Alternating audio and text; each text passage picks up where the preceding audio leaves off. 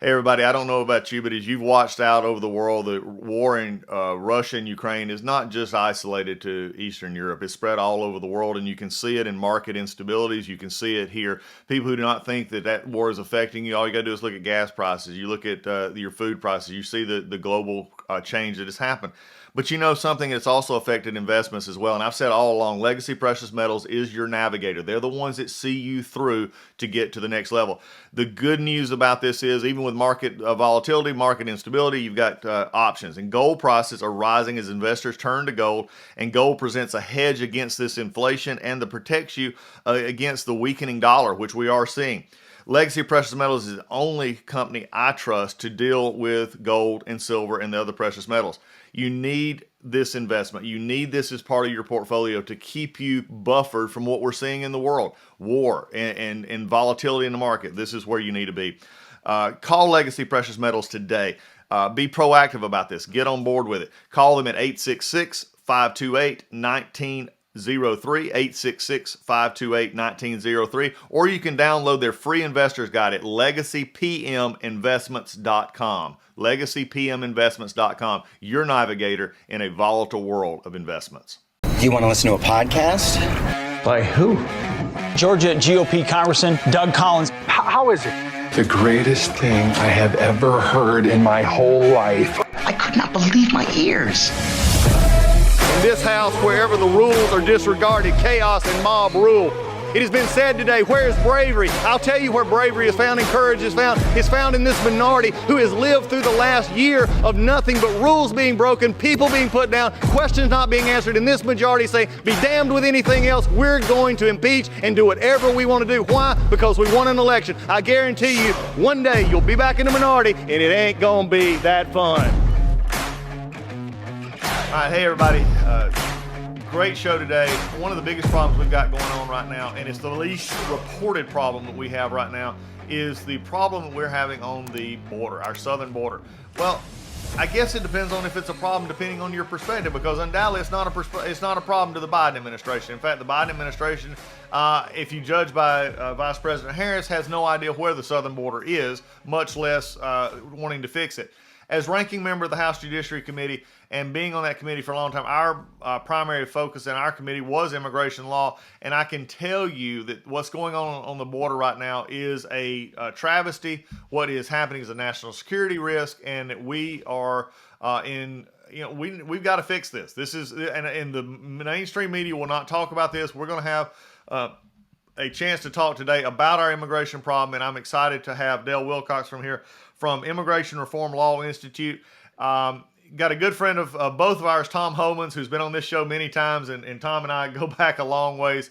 Who, let's just say, as you well know, folks here listening to the podcast, Tom's a little bit passionate about this issue. So he works with this group, and Dale and his group have been actually fighting on the front lines of this, bringing lawsuits against the Biden administration, winning these lawsuits. And I just want to put it today, as we are able to, as you're listening to this podcast, I want you to put a perspective on just how bad our southern border has become. In a little less than 14 months, it's getting ready to get worse. So welcome, Dale. Glad to have you as part of the podcast today. Let's get started. First, talk about your organization and what y'all do and how it affects this. Sure. We've been around since 1986.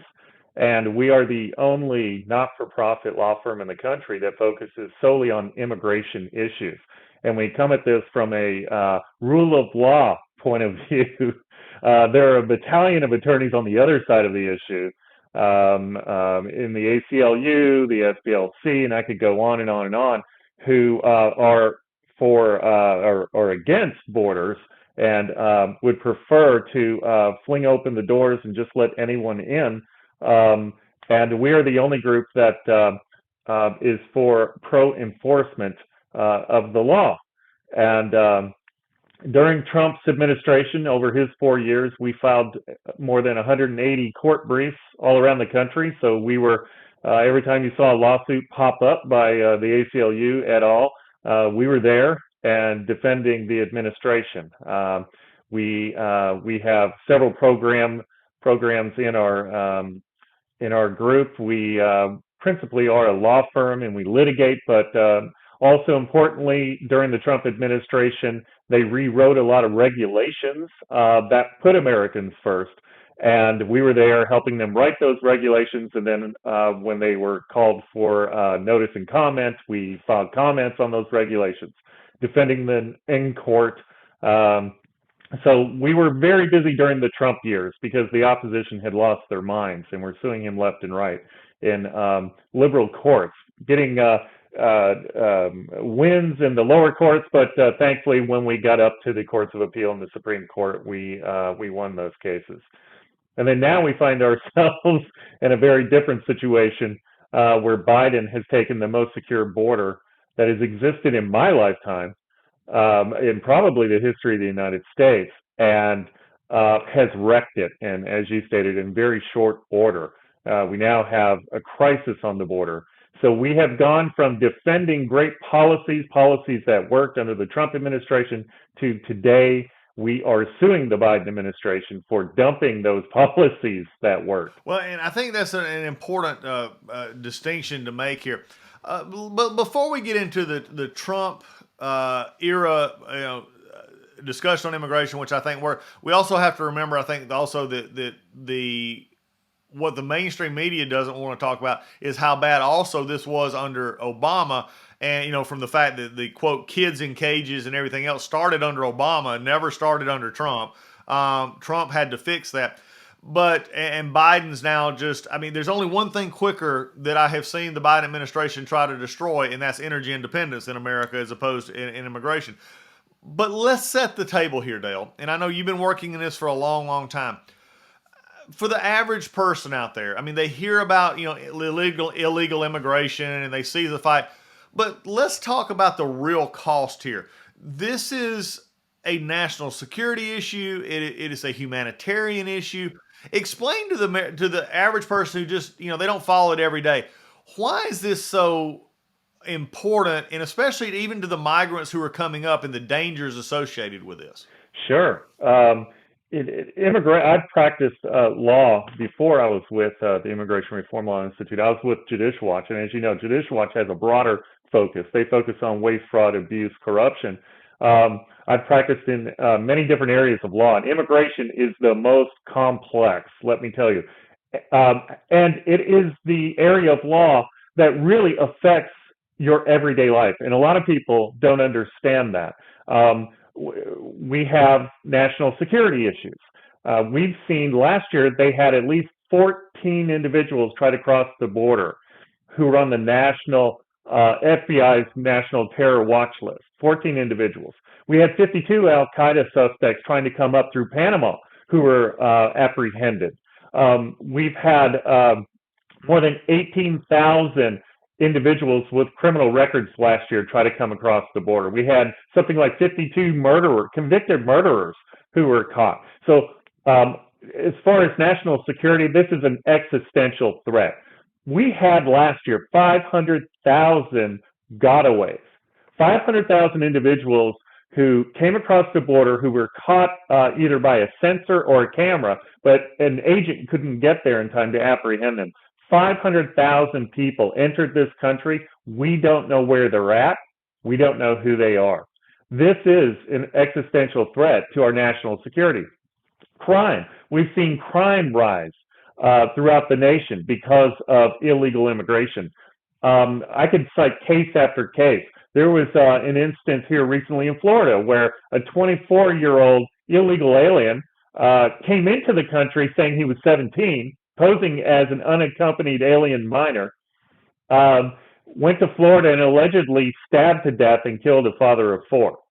So we're seeing crime rise all around the country. Health risks.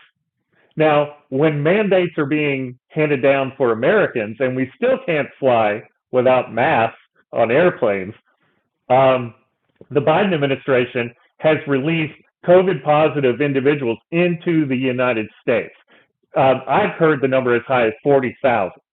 And they are not required to get vaccinated, and they're just released throughout the country. So health-wise, we've seen a rise in measles. We got rid of the measles in 2000. 2000, we eradicated the measles, but it's making a resurgence. It's coming back. So there's a health risk. When you have people coming across the border who aren't screened, and anyone who's been through our legal system of immigration knows you have to go to a doctor, you have to have tests, you have to have a TB test to prove you don't have TB. Illegal aliens just come across and they're intermingling, and their kids are being sent into our schools immediately. So it's a health risk, it's a national security risk, crime is rising, and I could go on and on. Drugs pouring across the border. With a porous border, we've seen rises in deaths, specifically 100,000 deaths last year because of drug overdoses.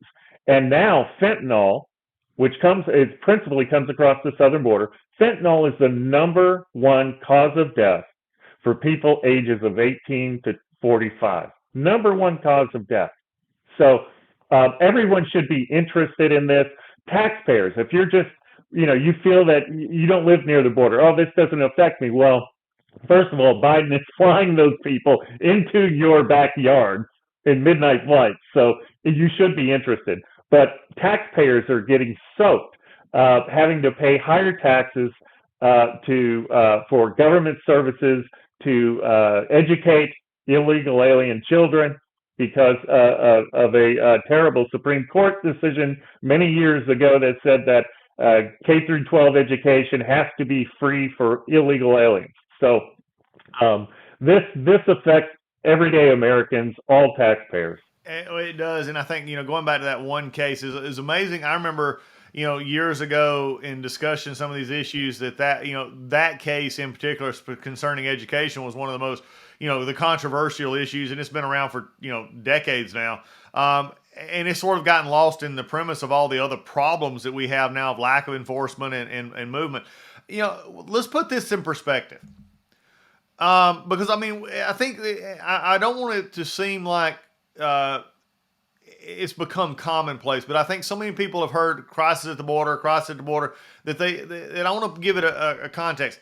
There is no other industrialized country, Western country, Eastern, even industrialized mainline country that has a border issue like we do, is there? No, there isn't.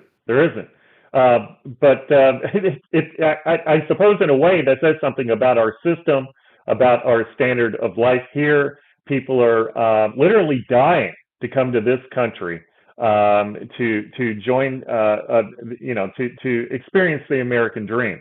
But no other industrialized country would put up with this.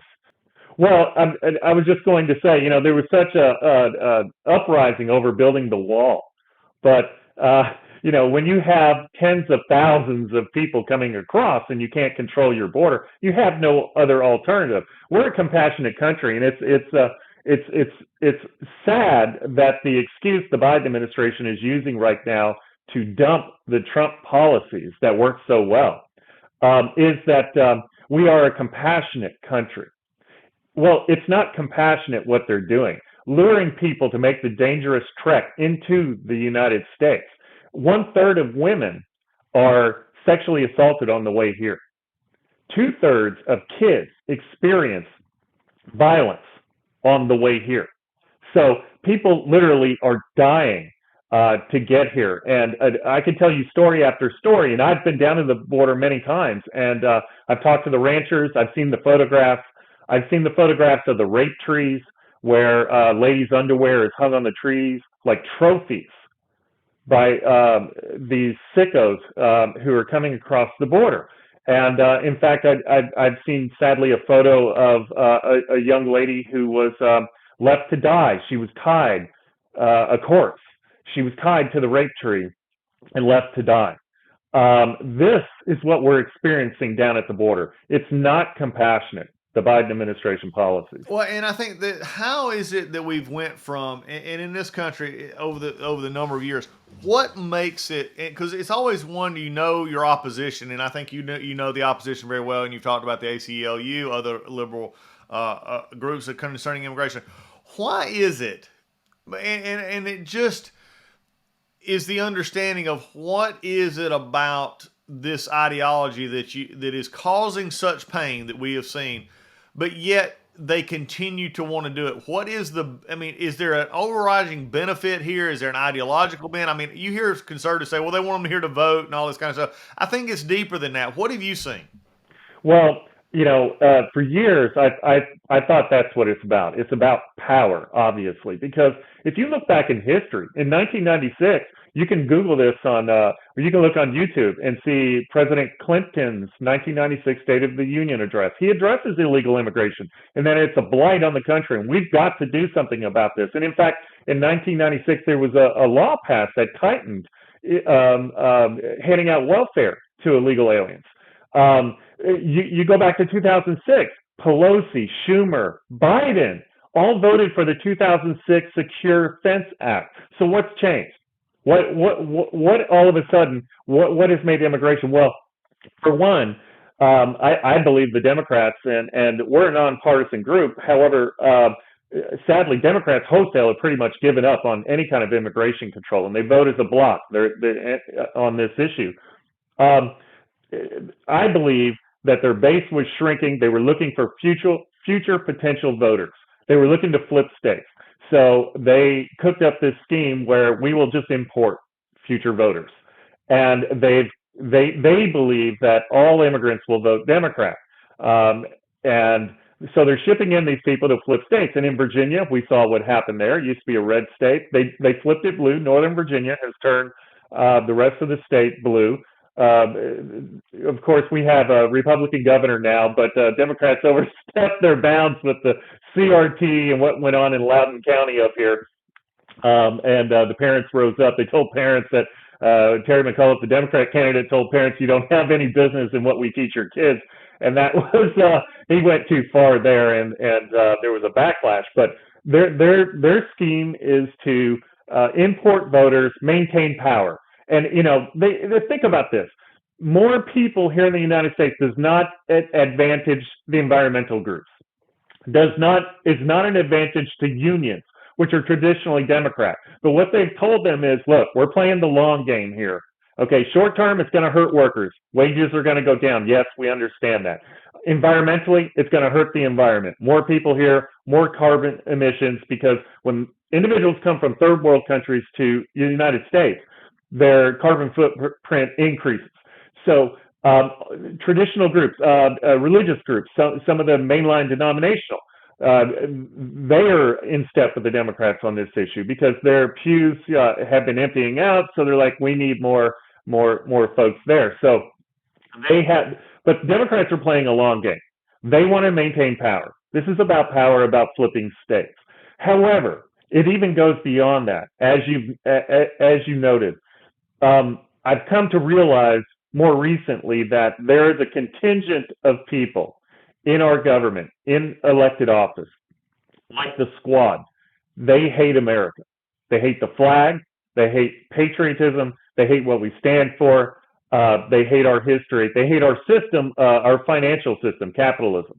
They are looking to overwhelm and crash our system so that they can institute their ideology, which we all know is socialism, communism. That is their ultimate goal. Crash the system, overwhelm it, because we can't maintain. And even Mayorkas was caught on a recording stating that this is we cannot keep going down this road that we're going down. We are overwhelmed at the border. This is unsustainable as a country. And speaking of Mayorkas, I called for him basically to resign last year. Because he's not doing the job of Homeland Security. We're not seeing the process. We're seeing our Border Patrol agents, our ICE agents, all demoralized. Because, again, they're put in the untenable position of being told to, quote, enforce the law, but not enforce the law. Let's get into some specifics here, especially as we look at this. And I think 500,000 getaways is an interesting, way to look at this. And we're one of the, like I said, you go to any other country in the world and try to just crash their, come through their borders, you're going to be stopped, you're going to be imprisoned, and you're not going to be allowed to go forward. America, again, it's not that. But before we get into some specific cases, let's flip the side here as well. America has one of the most generous is probably the best way to put it, legal immigration programs in the world. We bring more people in legally than anyone else in the world, and it's still not enough, supposedly, for those who believe that we should not have any border enforcement and control. Talk about the fact that, and I think one of the things that's backfiring here is a lot of our immigrant communities who've done it legally are getting very frustrated with this as well, and I think you're seeing some of that starting to overflow. Yeah, absolutely. Legal immigrants are some of our best supporters. They've had to go through the system the right way. They've paid thousands of dollars in fees and for attorneys to come through legally, and they're seeing people just crash the border, and they're seeing the lawlessness from the countries that they came from being imported here, and they don't want America to turn out to be like the places that they've left. They appreciate the American dream, the opportunity for the American dream, and it's upsetting to a lot of them. And they don't want crime in their backyard. It's interesting how politicians, their talking points for sanctuary cities, they'll say, "Oh, well, it's compassionate, and we can't deport criminals." And legal immigrants, that's where these criminals usually live, in the immigrant community. And they're saying, no, legal immigrants are saying, no, we don't want them here. Get rid of them. And it's just asinine to defend and fight to keep criminal aliens here. Exactly. We're getting ready now. The spring season is upon us, and it is cyclical at the border. Spring, summer, you see a lot more moving forward. It's just just a normal cycle time. And the Biden administration is lifting the Title 42 restrictions, and this is about health. We talked about this just a minute ago. Explain to the listener what that actually means, why it was put into place, and why you're getting, and frankly, I've heard both Democrats and, you got a lot of Democrat backlash now from some senators, especially the border states, and all criticizing this decision. Talk about that decision for a minute and how it came about, the process to start with Title 42, and then how Biden is unraveling that. Sure. Title 42, we have a law that states that the CDC can issue an order to, in health emergencies, shut down the border. They can exclude anyone. And let me say from the beginning here, no one has a right to immigrate into the United States. That's a privilege that we grant to people. Okay, no one has a right. So there is no human right to migrate to the United States. We can shut down our... Dale, I want to stop you right there because and I think you brought up a great point. I don't want to miss it, okay, in case I did come back. This is what you hear from a lot of liberals in Congress, though. They classify folks coming in illegally from countries and name the country, and they're changing it from an immigration issue to an asylum issue, in which they have the right to asylum. Explain that difference to our listeners. Yeah, well, our law is very specific regarding asylum and refugee status. There are only 5 grounds that you can claim for asylum. You have to be persecuted by your government. So to claim asylum, you cannot claim asylum because, there's too much crime in my country. I want a better job. There's too much gang violence. Those are not legitimate grounds to claim asylum. You have to claim that your government is persecuting you based on one of 5 grounds. Your religion, your ethnicity, your political point of views. So most of the people coming into the country do not qualify for asylum. Once you get here, you have a right to request asylum, but you don't have some kind of human right to asylum in the United States. You can request asylum under our law. If you qualify, you will be granted. But you know what? 89% of people who have come here claiming asylum don't qualify, and the immigration courts do not eventually end up granting them asylum. So only 11% of the people who apply are eventually granted. But regarding Title 42, we have a law that states in Title 42 of the U.S. Code that states that our public health officials can close down the border if there's a health emergency. Well, in 2020, President Trump closed down all our borders, northern and southern border, because of the pandemic, COVID-19. That order has stayed in place.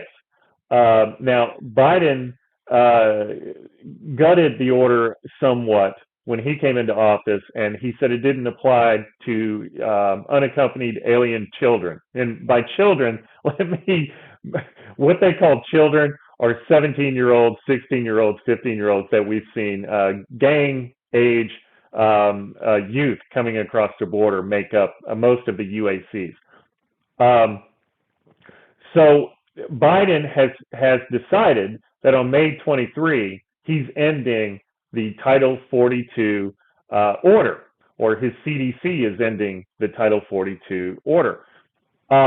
We have been turning around more than 50% of the illegal aliens who have come to our border in the last year under Title 42. Last year, we saw a record 2.2 million illegal aliens apprehended at the border. That's not counting the 500,000 gotaways. That's in addition to the 500,000 gotaways. So we had 2.2 million. Well, more than 50% of those individuals, the 2.2 million, were turned back under this Title 42 order that the CDC issued under Trump. Biden is looking at ending that. So what are we looking at now? Today, we're seeing about 8,000 illegal aliens per day come across the border. Immigration officials are telling us it's likely to go as high as 18,000 a day if Biden ends this order. And in fact, they're talking about last month, our sources inside DHS are telling us that we topped 200,000 people apprehended at the border. In fact, the number I saw was 209,000. That would be a record in the history of the United States. 209,000 last month. They are saying that if he ends Title 42, we are going to see numbers like 500,000 a month encountered at the border. Wow. I mean, when you look, you just said that and it's just stunning. I mean, to think about it, I was there one of the times that I traveled to the border. I traveled there, and I was there one of the nights early. It's been several years ago, and I remember this one in particular because we were talking about groups coming across, and at that point in time, the most we had seen in one grouping was a little under 1,000. And I remember being in El Paso, and that night 1,600 came across. We're talking numbers that pale in comparison to that. That they're just coming across, and let's take for a second. This is not just Mexican, Guatemala, El Salvador, Ecuador. This is not just the triangle, is it? I mean, this is what it's being portrayed as. If you were to hear Democrats or even media talk about it, they just talk about this. This is just migration from Central America. Yeah, it's not. Del Rio, in 1 month last here recently, saw people from 102 countries coming across the border. 102 countries. And they saw people from Syria, Lebanon, Uzbekistan. These are all terrorist-linked countries. So, no, it's not just people from South America or Central America looking for a better life. We have people entering the country who are looking to do us harm. As I mentioned earlier, they this past year caught 52 Al-Qaeda suspects on their way up to the United States. They caught them in Panama, thankfully, but they were making their way up into the United States. 52. Sadly, we're headed for national disaster, and I hate to think that's what it's going to take to wake people up or to wake the elected officials up. But we don't know who's here now. Well, and that should keep the FBI up all night instead of worrying about other things that they've got going on, like parents and other stuff. But let's bring this back to another issue as well, and because I'm trying to also bust myths a little bit here that we've been, and I've talked about, but for you to share as well. They talk about, and let's go back to the Obama separating of minors. The issue, which that was the first quote, kids in cages, if you would, was under President Obama. You can't deny it. They can spin it, lie it, all they want to. That's where it came from. And it was coming out of law. I mean, it was coming out of our how they were interpreting it, and President Trump, inherited that issue. Explain to our listener that this separation of young people, especially from the quote parent or guardian that they came, if that actually happened, was that just a willy-nilly choice? And I'm sort of setting this up. Or was that just saying, oh, we're just being mean, we're going to take a child away from a mom and dad? There are guidelines set up for why those children are taken from those parents or the supposed parent they came across with, correct? Yes, that's right. Under the law, illegal aliens must be detained. The Biden administration hasn't been doing that, and as you had mentioned earlier, we're suing them over these issues. They're supposed to be keeping people. Someone comes across and claims asylum. Well, what the Biden administration is doing is flying them wherever they want to go on the taxpayer dollar. Under the law, they're supposed to be detained until their case can be heard. So President Trump inherited Obama's so-called cages, and I've seen these cages. I've been down in these Border Patrol stations. Yeah, and you know what I saw? I saw kids laying down on sleeping bags with a large screen TV, huge TV, watching The Lion King. These kids were not being tortured. They were not in any kind of distress. They were separated from the adults because, as I mentioned earlier, 1/3 of children coming and being brought across the border are sexually assaulted by the adults that are with them or the cartels. So you don't put adults in with kids, first of all. So that's one reason why we separate the adults from the children. But under the Trump administration, they were looking for ways, how can we deter people from coming across the border? So they stated, all right, we're going to start, we have a law that says it's illegal. It's a misdemeanor the first time you come across illegally. It's a felony the second time you cross the border illegally. So under the Trump administration, we said we're going to start prosecuting people for coming across the border. Well, we don't prosecute kids, So when they talk about family separation, yes, some families, some kids were taken from their parents only because the parents were hauled off to jail. We don't put kids in jail. We don't. If an American, say for instance, American is stopped drunk driving and they have their kids in the back seat, we don't haul the kids off to jail with the parents. We either call for a family member to come get them, or we call family services to come pick up the kids. Okay, that's what happened here. This so-called family separation.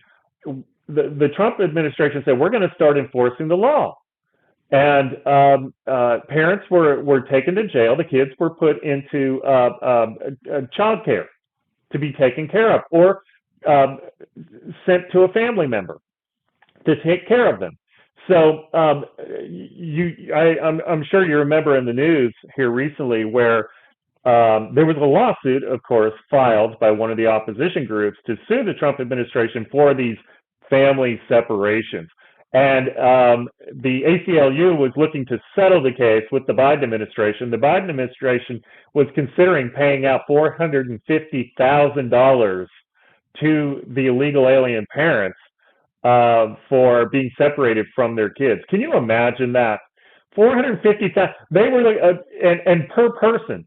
So if it was a family of 4, you just instantly made them millionaires on the taxpayer dollar. So that's what they were looking to settle the cases for. The administration was enforcing the law, a law that Americans have to abide by, that how we treat Americans. And they were looking to pay out these outrageous sums of money. Thankfully, the public outrage stopped that. But we see this going on all over the country. Americans are really getting the shaft. There are many jurisdictions now in Philadelphia, I can cite as one, where you have a Soros-funded prosecutor who has created an immigration section in the prosecutor's office where we have laws that if a illegal alien or even a legal immigrant commits certain crimes, they can be removed from the country. Well, these prosecutors in these immigration sections are taking the crimes that these individuals are committing and lowering the charges so that they're below the threshold of being removed from the country. Americans don't get that same treatment. So we're even seeing the opposition do these shady backdoor deals just to keep criminals, quite frankly, in the country. When you look at this and you look at the analogy, and you being an attorney, I being an attorney, if you take the logic of the ACLU and those that were trying to get these settlements for these family separation cases, the very logic, if you were being honest, intellectually honest, why couldn't a attorney also then start claiming the same be true for, as you said earlier, DUI cases, robbery cases, the case of a single parent who stopped, or something. Their logic just defies gravity, if you would, when dealing with the real situation in our criminal justice system. And also one of the reasons some of these kids, and this is something I want to touch base on, is they were taken from the person bringing them across was because either the person bringing them across was not their relative, they were purchased, and we've seen children as young as 6 months old who were being purchased, brought across, sent back across the border, purchased again, to get the adult into the country. Also, if they're being abused, or if they're with a criminal aspect, how do the liberals, the liberal version of this, square with their view of humanity when you're taking this child out of a bad situation, putting them into a protective situation, and they're claiming that is harmful to the child? Well, as we've seen these days in many instances, the truth really doesn't matter. It's how you spin it. It's the label you put on it. So as we noted earlier, they have their game plan, their end game here. And sadly, if anyone gets in the way of that, they really, frankly, don't care. They're in their view, the ends justify the means, and it is sickening. And I've heard those same reports from agents where kids are recycled. Because if you come in with a kid, you have a better chance of being able to stay as a family unit.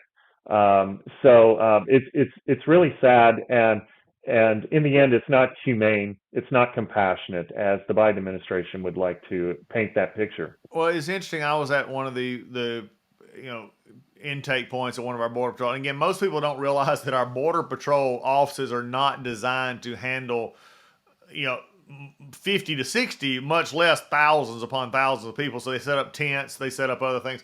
I was in one of those tents, and it was when the family grouping together. They got that point where even during the Trump administration, they would try to keep the family unit together before they would send them to the NGOs, which then sent them across the country. And what was interesting was that we'd speak to the families, and I'd come up to the individual, we'd ask them where they're from, where they're going, and they would, I'm going to Kansas City, I'm going to, somewhere, and they'd all seemingly have a little index card that had the information of where they were going. And then, it got to be after a while, these little cards looked similar. This is a problem that people are just not wanting to deal with, in the sense that this has become a racket. It's become a game. Oh, absolutely. Nobody comes across the southern border without paying the cartels. So it's certainly a racket. The cartels are making billions off of the current border situation. And, when you have these surges, as you mentioned, Border Patrol is not set up to be able to handle these numbers. And when you have a surge, say, for instance, Del Rio, when we had the Haitians come across and they were under the bridge there, thousands. Well, we had to divert resources from the line, from the Border Patrol agents from further down the line to come and try to process all these individuals, which left the border open in many sectors. And that's the cartel's game. They surge the border with numbers so that all our resources have to focus there, so that they can bring the drugs and the human trafficking and everything across the other parts of the border. But it's a sad state of affairs where the cartels are making billions and Americans are suffering, and sadly, the intending immigrants are suffering. And as you stated, they've been coached. The opposition groups are very well funded and organized. They go down into these groups, these caravans, and they coach them. They coach them on what to say, They coach them on how to claim asylum. Under our law, you have to claim credible fear, what's called credible fear of being persecuted by your government. So they will coach them. Here are the words that you need to use. So they have cards they have memorized. They tell them to ditch their IDs so that we can't prove where they come from. In fact, it's interesting. I saw many Brazilian passports, visas, and identification cards. A researcher found many of these ditched on the Mexican side of the border when the Haitians were coming across, because many people of Haitian descent were going to Brazil initially, and you're supposed, under asylum law, international refugee law, you're supposed to stay in the first country that you go into that's safe. So see, they were ditching their IDs so that we wouldn't know that they were in Brazil, that they were in another country. So Haitians were flooding our border, and we found all kinds of their identification. So it is a racket. They're being coached on what to do, how to get in. Well, it is also interesting, too, that the different standards that were being applied even just a few years ago with who were coming from where. I remember being at one of the Border Patrol offices in which they had what they had as a more, quote, long-term camp, and then they had basically the revolving 72-hour door of Mexican and Central American illegals who came through. And these were from Cuba and other places where they could not get before a judge, and they were just being held. And some of them had been there for months with very viable skills, with very viable, marketable skills that they could use, but they could not get in front of an immigration judge. How badly, for the people out there listening, how badly is our immigration court system, frankly, just broken right now? It is. We've been inundated with cases. I think the backlog now is something like 2 million immigration cases. So for an intending immigrant or an illegal alien to get a hearing ultimately on their case, it takes something like 5 years. The court is so backlogged, it takes 5 years. So this is why Trump put the Remain in Mexico policy in place. And for those who don't know what that is, we stated we had a policy that if you come across the border and you claim asylum, you need to go back to Mexico and wait for your hearing. Because what was happening is people were being coached. They were coming in. I'm being persecuted. I want in. They were being let in and released into the country, and they don't show up for their hearing. We never hear from them again. So they're released into the country. They go off and never heard from again. So Trump said, we're going to stop this catch and release that's going on. In our law, we're allowed to do this. We're allowed to require them to go to the last country they came in from and wait for their hearing. So we were sending people back to Mexico to wait for their hearing. And that was very effective. We saw the numbers plummet of people trying to come across claiming asylum under Trump.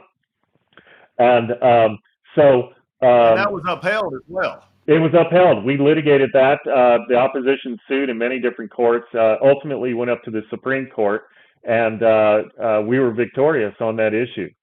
So it's absolutely legal to do that. But that was helping to stem the flow of illegal aliens coming across the border. How is the Biden administration getting around that? Because, I mean, it was proven to be true. They were using it to a extent, but they're still slow walking that, aren't they? They are. That was one of the lawsuits that Texas and other states sued the Biden administration.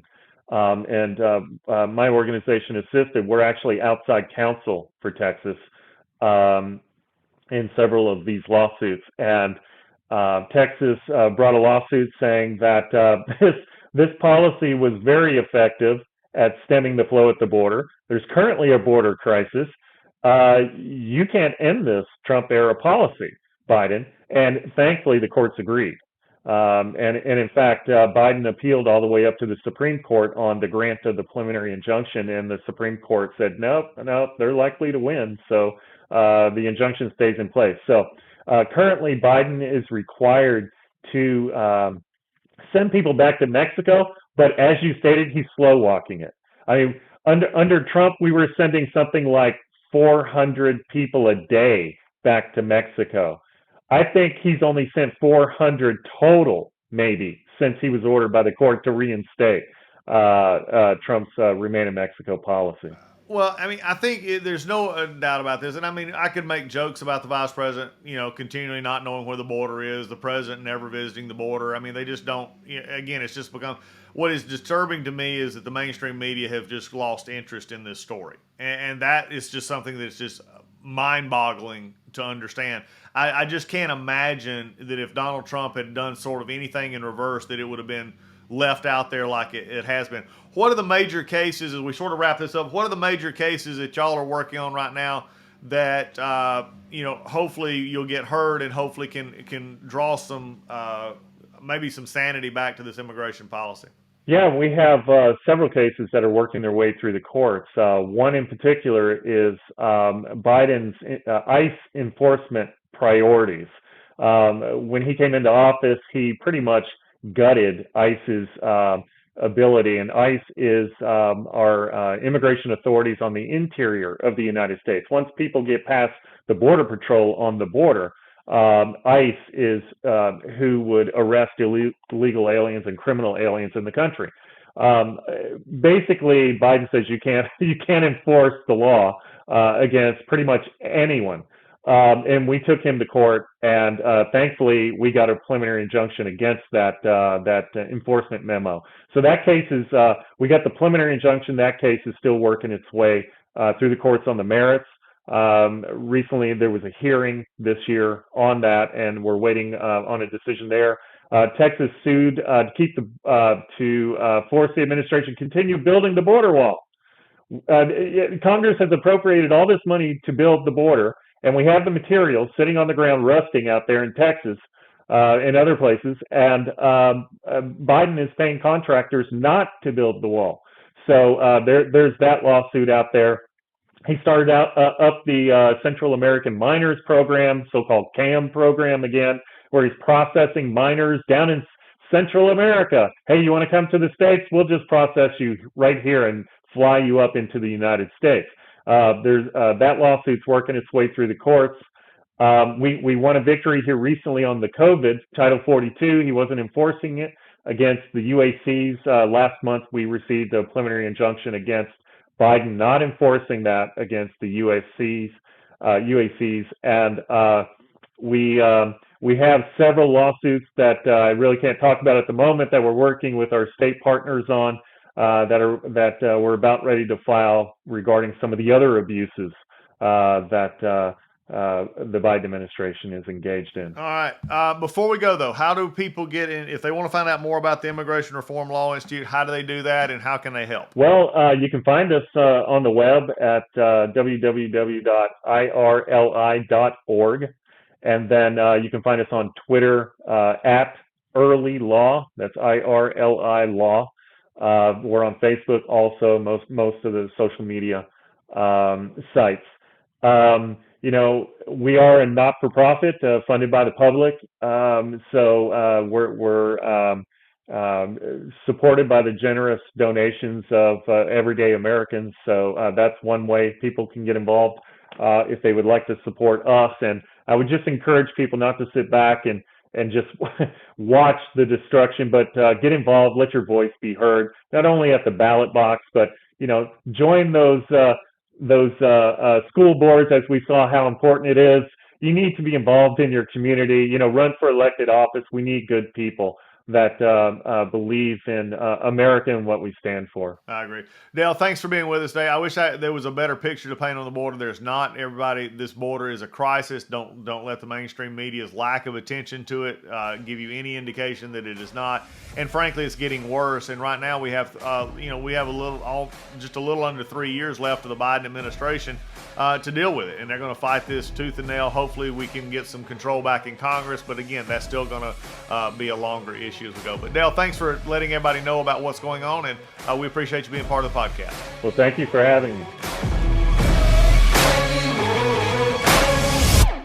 Hey, everybody. everybody, it's Doug Collins. I can't wait to tell you about a new partner here on the Doug Collins podcast, Healthy Cell. HealthyCell.com. You can go to their website. They are reimagining the way that we take vitamins. I mean, look, you don't still listen, for the most part, record players or for the vintage side. You look at for old time, you don't listen for the crispest, clearest. There's things out there that you get right now that have updated in the future. And we're still taking vitamins like we did back in the 1930s. This new technology, this new product from Healthy Cell is a microgel that takes your vitamins, puts them in a gel form. You can take it straight out of the pack. You can mix it in water or your favorite food, but it gets into your system so much quicker. 165% better absorption through this microgel technology. And believe me, the more you get in the nutrients into your body, the better you're going to be. They have a full product line. I take these medicine, these Metagel packets. They are amazing. We have been on them now for a little over a month, and I can tell the biggest difference. I've taken vitamins most of my adult life, and the way these work is just something that I don't think that you can find anywhere else. Again, it's healthycell.com. You can go /Collins or use Collins in the promo code to get a 20% discount. You don't want to miss this. Please go check out their website, healthycell.com. Microgel for these vitamins that are the best thing out there right now to keep you healthy and listening to the Doug Collins podcast. Hey, everybody. I just want to talk about sleep. You know why I want to talk about sleep? It's because I just got out from underneath my MyPillow bed sheets and my pillow that I keep under my head every night, because I like to sleep on my side. I like to sleep on my back. I like to sleep, I move at night, and MyPillow is just the best thing that goes under my head. It keeps me getting restful sleep. The sheets are amazing. It's just what you need. Everybody understands you need 7 hours of sleep. Why not sleep in some of the best products out there? And Mike and the folks at MyPillow are great folks to do this with. And you can go to mypillow.com, or you can call them at 800-564-8475. Use code word Collins, Collins. You won't want to miss this. If you have not got these Giza bed sheets, you need them. They're amazing. They're soft. They don't wear out. You need those to get that sleep against your body at night and provide that cooling, just soothing nature that lets you get the most sleep. But they're not just about bed sheets and pillows. They also have the My Slippers. Amazing. I've talked to you about it before. I don't wear slippers, but I do wear My Slippers. They're amazingly comfortable. You can wear them outside. You can wear them inside. Great products. You've got towels. You've got all kinds of stuff. Go to mypillow.com. It's spring cleaning time. It's springtime to get out there and try and buy new things. Replace some of your old stuff. You'll want to replace your towels. Get some other products for your bedroom. All at mypillow.com. mypillow.com, or call 800-564-8475. Use the promo code Collins, Collins, when you check out. I guarantee you will be satisfied.